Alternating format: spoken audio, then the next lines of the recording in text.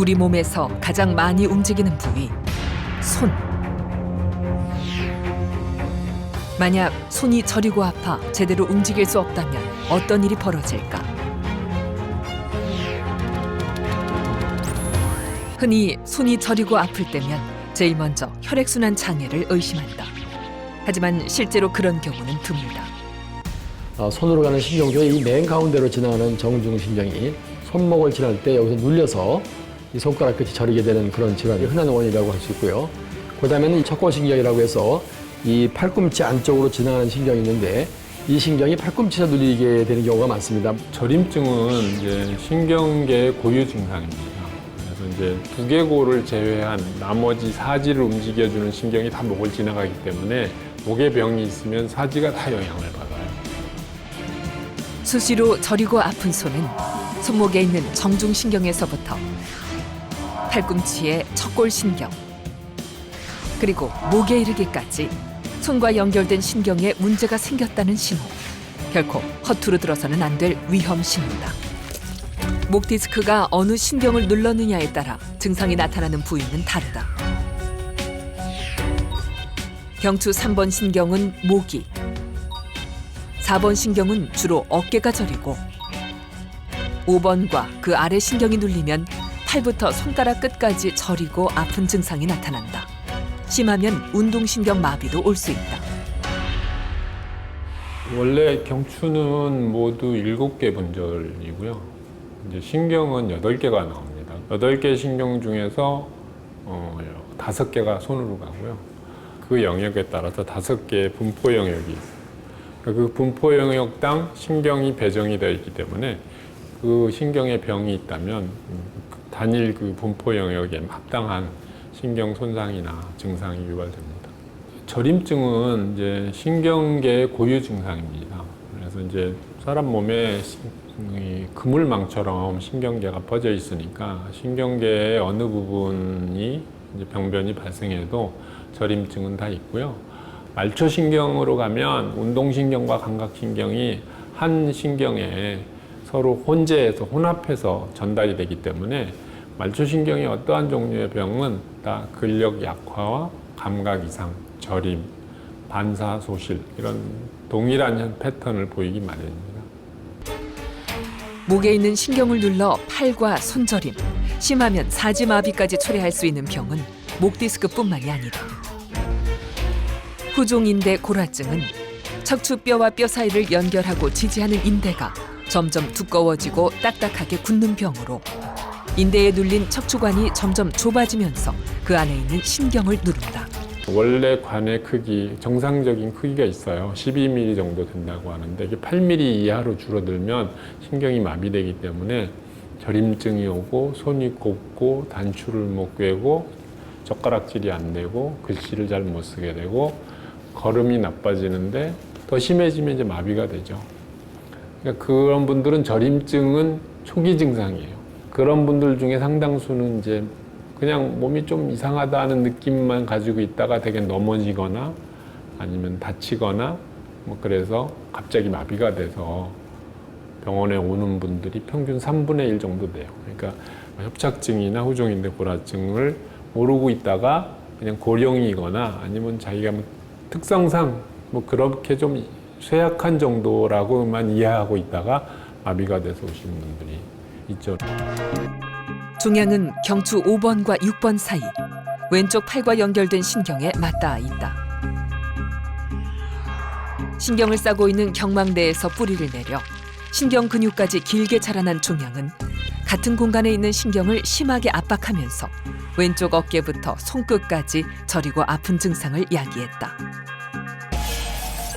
목 뒤쪽에서 뼈마디를 연결하는 후궁과 후관절을 잘라낸 뒤 그곳을 통해 종양을 제거하려고 시도했지만 신경근 안쪽 경막 내에 있는 종양의 크기가 워낙 커 경막을 열지 않고는 불가능한 상태.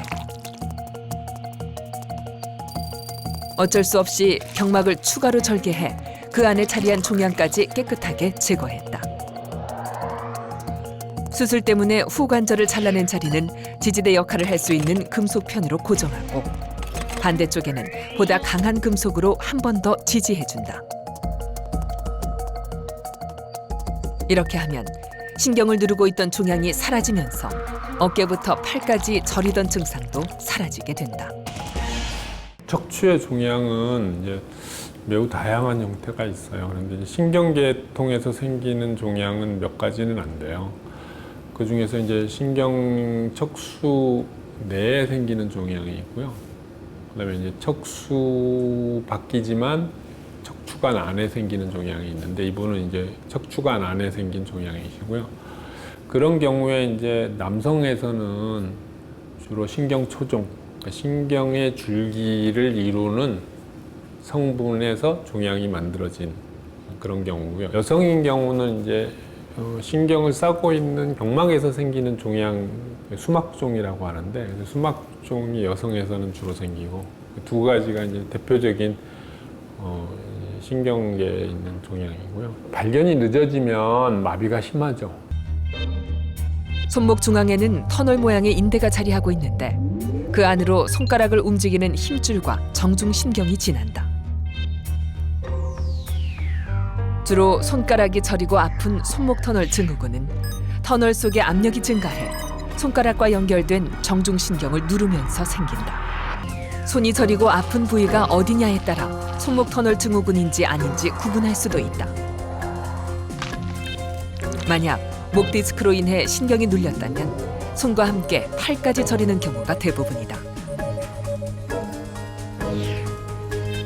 팔꿈치에 있는 척골신경이 눌린 경우 주로 넷째 손가락과 새끼손가락이 저리고 손목에 정중신경이 눌린 손목 터널 증후군은 엄지부터 넷째 손가락까지 저린 게 특징이다.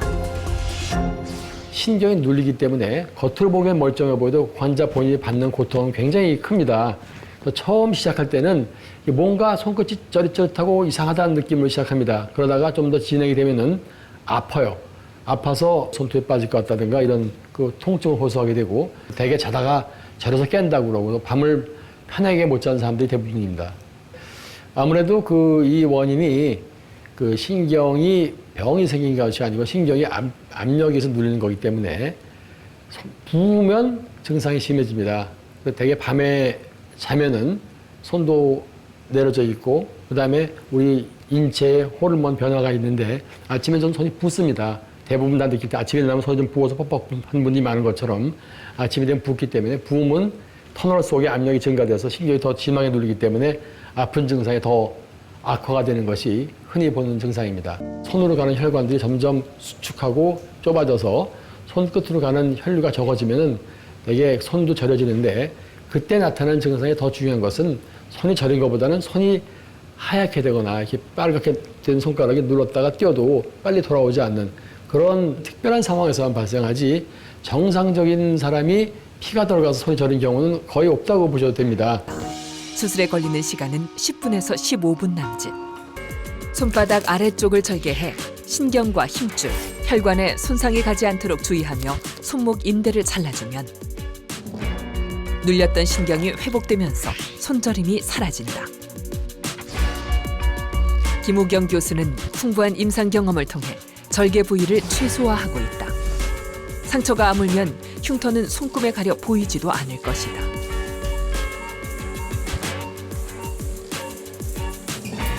얼핏 보기에는 간단한 수술이지만 만에 하나 수술이 잘못됐을 경우 환자에게 치명적인 후유증을 남길 수도 있다. 혈액투석 환자는 손목 터널 증후군이 쉽게 발생하고 수술을 해도 재발이 잦은 편이다. 혈액투석을 오래 받는 환자들은 거의 대부분 나중에 손목 터널 증후군이 발생한다고 보시는 게 맞습니다. 혈액투석 환자의 경우에 당연히 콩팥의 기능이 떨어지기 때문에 이 몸이 붓게 되고 뿐만 아니라 이런 투석 환자들은 우리 몸에 노폐물들이 또 여기 쌓입니다. 손도 붓고 노폐물도 쌓이고 이 두 가지가 결국은 상승작용을 해서 이 손목에 압력을 증가시키기 때문에 거의 필연적으로 손목 터널 증후군을 유발합니다.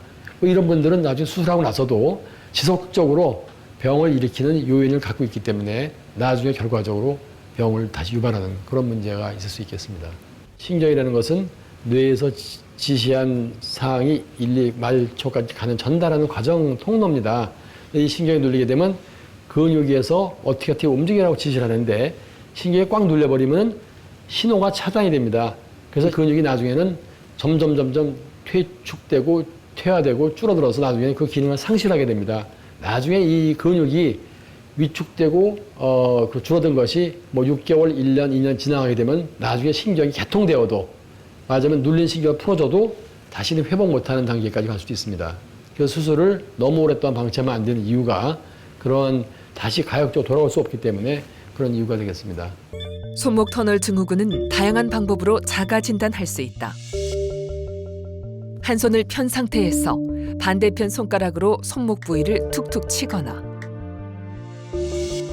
양쪽 손등을 90도로 맞댄 후 30초에서 60초 동안 유지할 때 팔꿈치를 들고 손바닥을 맞댄 채 2분 동안 자세를 유지하고 머리 양쪽으로 손을 든 상태에서 2분을 경과했을 때 손이 저리고 아프거나 감각에 둔해지는 증상이 나타난다면 손목 터널 증후군을 의심할 수 있다.